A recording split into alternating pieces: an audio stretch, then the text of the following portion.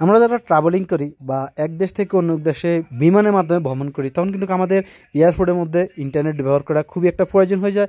আর আপনি যদি জানেন তাহলে কিন্তু বিশ্বের সব দেশের এয়ারপোর্টে থেকে আপনি ফ্রি ওয়াইফাই ব্যবহার করতে পারবেন। আর ফ্রি ওয়াইফাই ব্যবহার করার জন্য কিন্তু এক এক দেশের এক এক সিস্টেম। কিন্তু আমি এই মুহূর্তে দুবাই ইন্টারন্যাশনাল এয়ারপোর্টে আছি, তো আমি এখানকার ওয়াইফাইটা ব্যবহার করব। তো আমি আমার ল্যাপটপের ওয়াইফাই অপশনে চলে আসলাম। এখানে এসে দেখেন এখানে অনেকগুলা ওয়াইফাই আপনি পেয়ে যাবেন, যেটা দেখবেন যে তালা ছাড়া, যে সবগুলোর মধ্যে কিন্তু তালা দেখতে পাচ্ছেন লক। একটু নিচের দিকে আসলে দেখতে পাচ্ছেন এখানে যে দেখেন ডিএক্সবি, এই যে ওয়াইফাইটা, এটা কিন্তু কোনো তালা নাই, মানে এটা ফ্রি এবং ওপেন। তো এখানে আমি টিক মার্কে ক্লিক করে দেন কানেক্টে ক্লিক করলাম। কানেক্টে ক্লিক করার পর আমাকে কিন্তু অটোমেটিক একটা ব্রাউজারে নিয়ে যাবে, সেখানে গিয়ে আমি একটা এখানে অ্যাক্টিভ করে নিতে হবে। দেখেন এখানে আমার এই ব্রাউজারটা আসছে, এখানে আমি রিফ্রেশ দেবো। আবার রিফ্রেশ দেওয়ার পর এখন দেখেন এখানে আমার ডিএক্সবি, যে দুবাইয়ের ইন্টারন্যাশনাল এয়ারপোর্টের যেটা, এখানে আমি গেট অনলাইন নাও এখানে জাস্ট ক্লিক করলে আমার এটা এখন নেট স্টার্ট হয়ে যাবে। আর একটা সুবিধা হচ্ছে কি, আমি আসলে অন্যান্য এয়ারপোর্টে যেরকম চালাইছি এখানে তার থেকে সকল দেশের এয়ারপোর্ট থেকে এখানে অনেকটা উন্নত, অনেক হাই স্পিড, এবং এখানে সকল ওয়েবসাইট আপনি ব্যবহার করতে পারবেন। তো আমি এখানে গেট অনলাইন নাওতে ক্লিক করে দিলাম।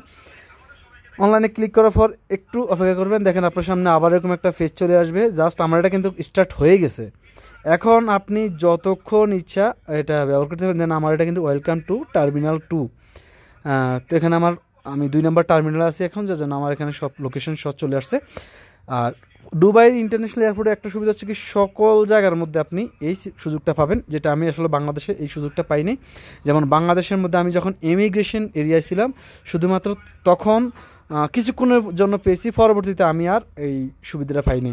তো যাই হোক, বাংলাদেশে সহ অন্যান্য দেশে এয়ারপোর্ট নিতে গেলে আমি দেখলাম যে সিম নাম্বার আছে, ওই দেশের যে দেশে আপনি থাকবেন ওই দেশের লোকাল সিম নাম্বার দিয়ে তারপরে অ্যাড করলে কোড আসবে, ওই কোড দিলে আপনি 24 ঘন্টা বা 48 ঘন্টার জন্য ব্যবহার করতে পারবেন। তো আসলে দুবাইতে এই সিস্টেমটা লাগে না। যারাই ট্রানজিট হয়ে আসেন বা দুবাই ইন্টারন্যাশনাল এয়ারপোর্টে আসেন তারা এই ব্যবহার করবেন, অথবা অন্য যে কোনো দেশে থাকেন সে দেশে আপনি ব্যবহার করতে পারবেন। এই একই রকম সিস্টেমে আপনি যেই চার্জ করবেন ওয়াইফাই অপশনে গিয়ে, সেখানে দেখবেন যে অসংখ্য ওয়াইফাই সিগন্যাল চলে আসছে, যেটা ফ্রি পাবেন, সেটাতে ক্লিক করে অ্যাক্টিভ করে নেবেন। জাস্ট এটুকুই।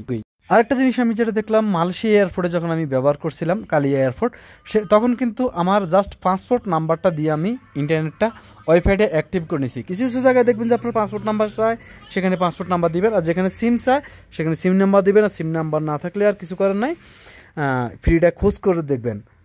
এবং দেখেন এই যে নিচে ওয়াইফাই সিগন্যালের উপরে রাখার পর দেখেন আমার DXB free wifi internet access, মানে আমার এটা পুরো কানেকশন হয়ে গেছে।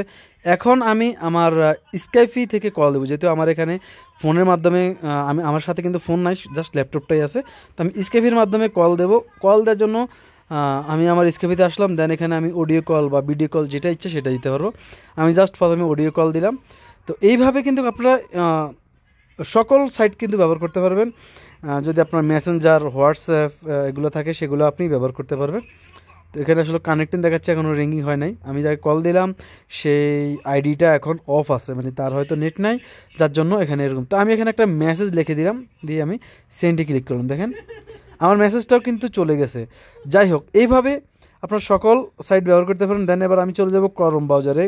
ক্রোম ব্রাউজারে আসার পর এবার আমি দেখবো যে আমার ইউটিউবটা কেমন চলে। যাই হোক, ইউটিউবে আমি চলে আসলাম। ইউটিউব দেখেন আমার ইউটিউব চলে আসছে, ইউটিউব চালু হয়ে গেছে।